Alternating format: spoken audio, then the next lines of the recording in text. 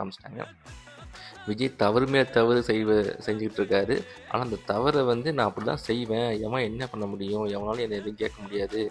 என்னைய ஃபாலோ பண்ற ஒரு கூட்டம் இருக்கு. அந்த தற்கொலை கூட்டத்துக்கு இவங்களுக்கு எதுவுமே பதில் சொல்ல அவசியம் இல்ல. அவைங்க எந்நேரமும் என்னை சுத்தி தான் வந்துகிட்டு இருப்பாய்ங்க. கூட வந்து நான் போறப்பலாம் பின்னாடி வந்து அடிபட்டு சாவாய்ங்க. எங்க போனாலும் நான் சொல்றதெல்லாம் செய்வாய்ங்க.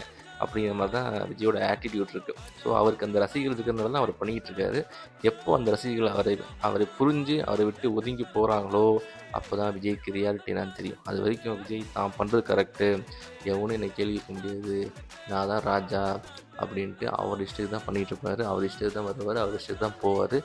அவர் இஷ்டத்துக்கு தான் பண்ணுவாரு. அவர் இஷ்டத்துக்கு புடிச்சது தான் பண்ணுவாரு. எவனும் எதுவும் கேள்வி கேட்கக்கூடாது.